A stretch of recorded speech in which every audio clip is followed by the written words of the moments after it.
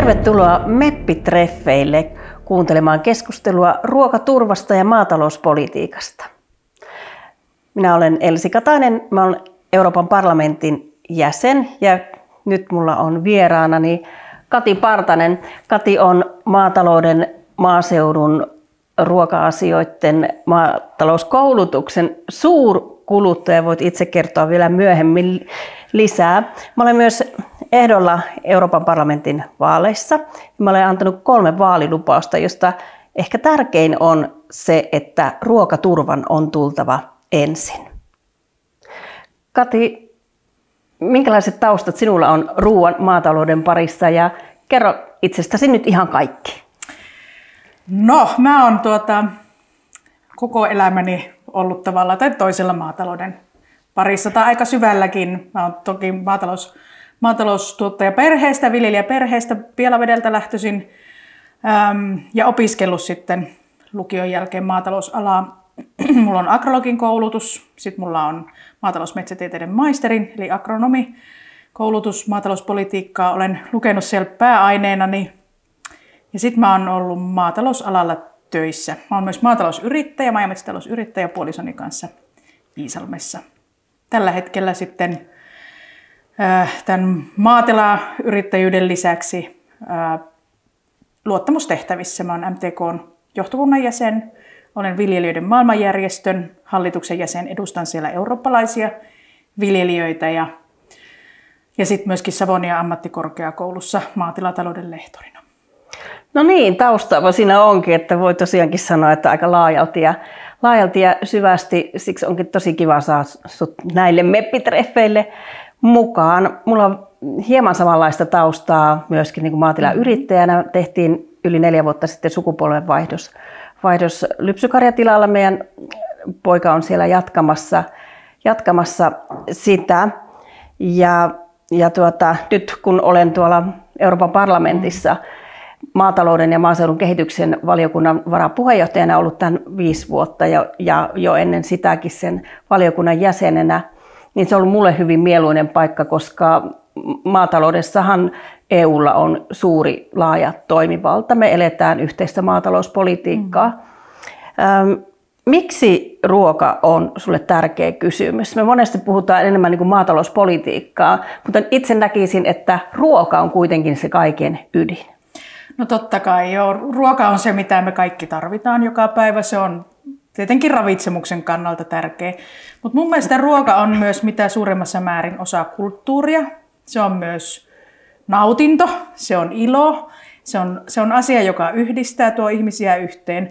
Mutta kyllä mun mielestä ruoka on myöskin tosi paljon semmoinen turvallisuustekijä koko yhteiskunnassa. Et ruoka sitoo monella tavalla asioita yhteen. Et maatalous sinänsä itseisarvona ei yksistään ole tärkeä, mutta se, että se on ruoantuottaja ja se on sitä kautta myöskin turvallisuuden tuottaja ja yhteiskuntaa kannatteleva voima. Joka asia tietysti tämä turvallisuusnäkökulma on nykyään noussut, tai itse asiassa nousi jo aika vahvasti siinä koronapandemian aikaan, kun huomattiin, että välttämättä se ruoka ei löydy edes sieltä kaupasta. Ja nyt kun tilojen kannattavuusongelmat koko Euroopankin tasolla on niin kuin vakavat, niin ruokaturvasta on nimenomaan kysymys. Ja tietysti me halutaan suomalaisina tuottajina myöskin korostaa sitä, että kuinka eettisesti tuotettua todistetusti maailman turvallisinta ja parhainta laatua täällä myös tuotetaan. Mm-hmm. Miten sä näet, Kati, että miten suomalaisen ruoan tuotannon kannattavuutta voisi kehittää? No totta kai siinä kaikkein tärkein asia on se, että sille tuotetulle tuotteelle saa markkinoilta oikean hinnan. Sellaisen niin kuin reilusti, että tavallaan hinnan muodostus tapahtuisi reilusti ja oikeudenmukaisesti. Mm-hmm. Kyllä kannattavuuteen kuuluu sitten myöskin totta kai sellainen tuotannon tekijöiden saatavuus, eli käytännössä tarkoittaa erilaisia tuotantopanoksia, onko niitä saatavilla, minkälaisella hinnalla, miten niiden hintaan millainen on hintojen ennakoitavuus tai ylipäätään, että miten se niin kuin pystyt ajoittamaan vaikka tuotantopanosten hankinnan. Mutta sitten sinne kuuluu tietysti myös osaaminen. Eli perinteisesti mä oon aina käyttänyt niinku sellaista ilmaisua, että maatalous, niin kuin kaikki toiminta, niin sehän on erilainen yhdistelmä työtä ja pääomia. Ja maatalous on nykyään varsinkin tosi pääomaintensiivistä. Meillä on tilat, jotka tuottaa suurimman osan meillä ruuasta, niin siellä on myöskin tosi isot investoinnit takana. Eli paljon pääomia sitoutunut. Se edellyttää kyllä ihan valtavan kovaa osaamista myöskin niiltä maatalousyrittäjiltä. Että miten hallitaan se tuotanto niin, että se pystytään samalla myöskin hallitsemaan se isojen pääomien mukanaan tuova riski. Mutta tukijärjestelmät on tosi tärkeät, mutta tukijärjestelmillä ei varsinaisesti sitä kannattavuutta ratkaista.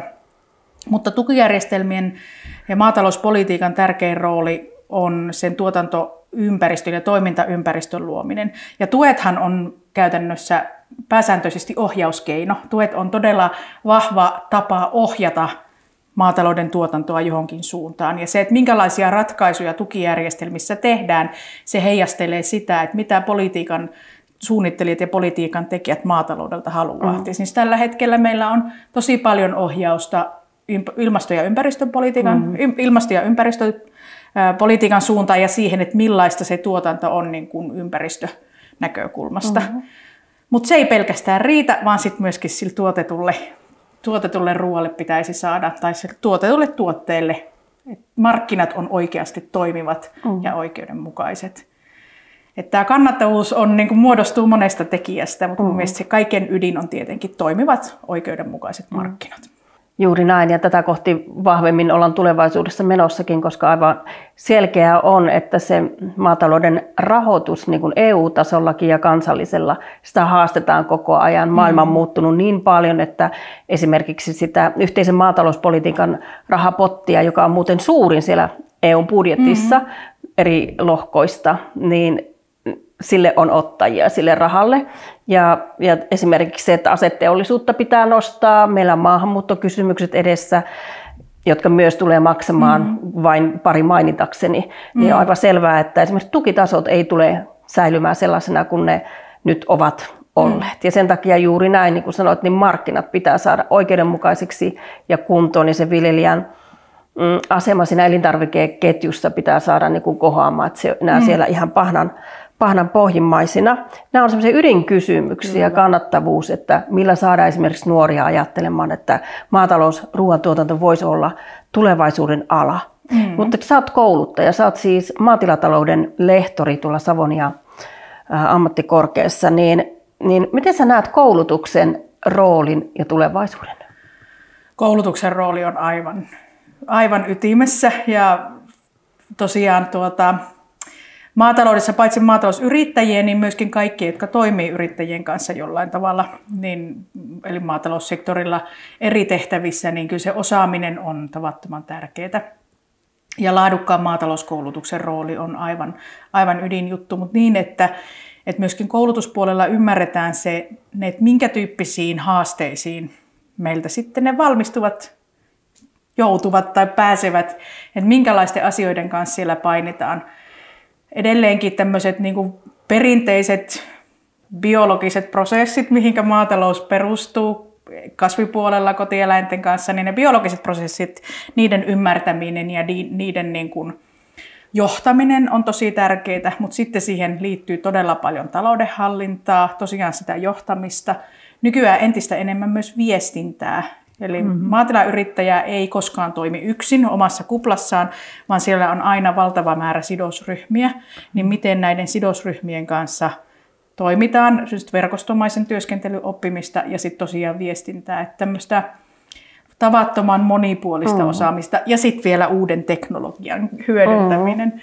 Mutta toki ei tarvitse yhden ihmisen hallita kaikkea, mutta pitää niin kuin vähintäänkin sellainen perusymmärrys olla, että miten niin kuin maataloudessa toimitaan.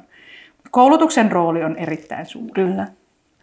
Kyllä. Miten sä lisäisit houkuttelevuutta nuorille? Kun sä vakuutat ja puhut nuorille siellä, jotka nyt lähtökohtaisesti tietysti ovat kiinnostuneita alasta ja ovat jo jollain tavalla sitoutuneet. Miten valaat heihin uskoa? No yksi uskohan on tietysti tulevaisuuden näkymät, että maatalous on tavattoman tärkeä ala ja se oli mulle itselleni silloin, kun päätin abivuonna lopulta lähteä sitten maatalousalaa opiskelemaan, niin mulle se oli niin kuin tosi vahvasti semmoinen arvovalinta ja myöskin sellainen valinta, että mä niin kuin pohdin pitkään sitä, että mikä on sellainen ala, millä on varmasti merkitystä tulevaisuudessa. Maatalous, jos mikä on sellainen ala, jolla on merkitystä, että sillä niin kuin ruoan tuottaminen ihmisille ei ole niin kuin todellakaan vähäpätöistä, vaan se on ehkä maailman tärkein ammatti. Tulevaisuuden näkymiä on. Toki niitä niin kuin haastetaan koko ajan, varsinkin sieltä, että mikä on niin kuin maatalouden kannattavuus. Olen aina kuullut senkin, että kun se horisontti vähän niin kuin pakenee, että se valoisa tulevaisuus pakenee, mutta kyllä mä niin kuin en ole koskaan kuullut niin paljon alan ulkopuolisilta niin positiivista puhetta maataloudesta kuin nyt viime aikoina. Kyllä. Ja esimerkiksi siihen, että mikälainen suomalaisen maatalouden asema tulee olemaan, niin se on enemmän esillä kuin koskaan. Siis ihmiset, jotka ei ole maatalousalalla töissä, ei ole varsinaisesti siteitä maatalousalalle, niin puhuu siitä, että Suomen suhteellinen asema ruoantuotannossa tulee vahvistumaan, koska ilmastonmuutos on tehnyt sen, että esimerkiksi Etelä-Euroopassa on valtava kuivuus, on todella haastavia sääilmiöitä. Meidän jossa vettä riittää, ja sitten ihmisillä on kovan tason osaaminen, niin meidän suhteellinen asemamme tulee parantumaan.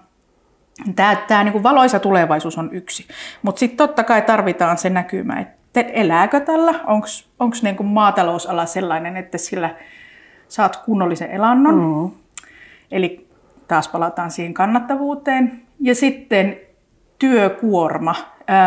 Mun mielestä nykyisin nuoret on entistä enemmän valveutuneita siinä, että mitä kaikkea kuuluu hyvään elämään, ja että on mahdollista irrottautua työstä ja on mahdollista niin kuin pitää yllä sosiaalisia suhteita.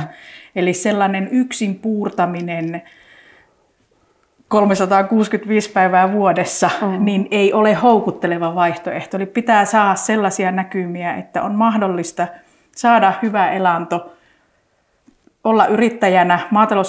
Maatalousyrittäjyys sinänsä on niin kuin hyvinkin monelle lähtökohtaisesti kiinnostavaa, koska sä voit itse niin kuin rakentaa siitä työstäsi omanlaisen ja tehdä siitä maatalousyrityksestä omanlaisen, mutta että siihen pitää niin kuin myöskin tulla mahdollisuus perustaa perhe, jos niin haluaa, mahdollisuus niin kuin käyttää aikaa myös perheen kesken. Ja ei nuoret enää halua, että elämä on pelkkää työtä. Kyllä, 100 hehtaarin yksinäisyys ei ole mikään klisee, se voi olla ihan totista totta, vaikka maatilatalous on mitä suurimmassa määrin yrittäjyyttä, kyllä sitoumuksineen, johon on tietysti lähteessä, kun tiedätte, että mihin lähdetään mukaan, mutta kyllä viljelijöillä ja nuorilla viljelijöillä on oikeus vaatia myöskin hyvää elämänlaatua. Kyllä, ja se on aivan ihanaa, että nykyään niin kuin, tosi monet nuoret sanoo, että heillä niin kuin, traktorissa on sitten luurit päässä, he käy niin kuin, jatkuvasti puhelinkeskustelua ja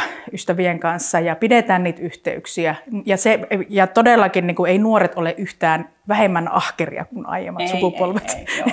Se on myös jonkunlainen klisee, mitä pidetään yllä, että jotenkin nuori polvi aina on laiskempi kuin edellinen, ei ollenkaan. Nuorilta vielä enemmän vaaditaan sitä sellaista muutautumiskykyä, koska maailma ympärillä muuttuu ja ala kehittyy ihan koko ajan. Kyllä. Opiskeltava uutta koko ajan, mutta onneksi on sitten hyviä paikkoja, missä myöskin opiskella. Yksi sellainen keskeinen asia, mikä mä näen, mikä on myöskin sitten enemmän tänne ikään kuin imago ja tämmöisen henkisen hyvinvoinnin puolella, on myöskin se arvostuskysymys. Kyllä. Ja minua itseäni kovasti haittaa tämä tällainen maaseudun ja kaupunkien välinen vastakkainasettelu, joka on aivan turhaa, ei hyödytä mitään kumpaakaan puolta ikään kuin. Onneksi meillä on ruoka, joka yhdistää kuitenkin. Kyllä. Ja koska tämä tuntuu karkaavan, tämä vastakkainasettelu yhä jyrkemmäksi, niin mä haluaisin olla itse semmoinen sillan rakentaja joka niin kuin toisi sitä ymmärrystä ja vähentäisi vastakkainasettelua. Miten me saataisiin tämä vastakkainasettelu vähemmäksi ja ymmärrys tästä maaseudun ja kaupunkien välisestä symbioosista niin kuin enemmän esille ja ymmärrystä puolin ja toisin? No mä luulen, että se on lopulta hyvin pieni porukka, jotka on näissä ääripäissä ja jotenkin asettaa maaseutua ja kaupunkia vastakkain.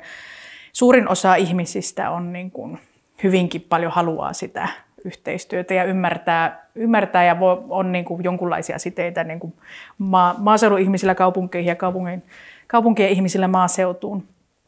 Mutta kyllä meillä pitää entistä enemmän olla niitä paikkoja, missä kohdataan joko ihan fyysisesti tai sitten tuolla virtuaalimaailmassa, oli se nyt sitten sosiaalista mediaa tai muuta. Ja esimerkiksi musta on aivan ihanaa, että meillä on vaikkapa nuoria maaseudun ammattilaisia, jotka tekee tosi hyvää somesisältöä, kertoo siitä arjesta, mitä se maataloustyö on, kertoo siitä, että minkälaisten asioiden kanssa he painii. Ja sitten toisaalta myöskin että kaupunkien nuoria. Et toivon, että niin kun seurataan somekanavia vähän niin kuin eri lähteistä. Ja pyrittäisiin ylipäätään hakemaan sitä, että pyritään ymmärtämään toisiamme, eikä väärin ymmärtämään toisiamme. Et me ollaan kuitenkin, niin kuin, Suomi on väkimäärältään pieni yhteiskunta. Meillä ei ole todellakaan varaa tämmöiseen keskinäiseen vastakkainasetteluun. Juuri näin. Itse asiassa mä luulen, että vastakkainasettelu johtuu siitä, että tämä meidän kaupungistuminen on tapahtunut aika yhtäkkiä ja aika vasta. Tämä ei ole niin vanha asia.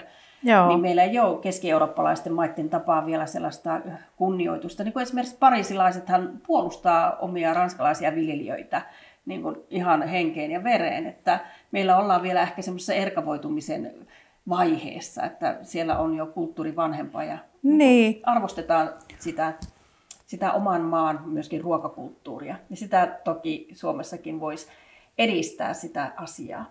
Ja yksi asia, mitä mä pidän tärkeänä on se ymmärrys myöskin siitä, kuinka vastuullisesti ympäristö- ja ilmastoasioissa viljelijät, varsinkin Suomessa, toimii. Eläinten hyvinvoinnista pidetään huolta esimerkiksi kasvinsuojeluaineiden, antibioottien, lannoitteiden käyttö Suomessa on alhaisimmalla tasolla. Kyllä.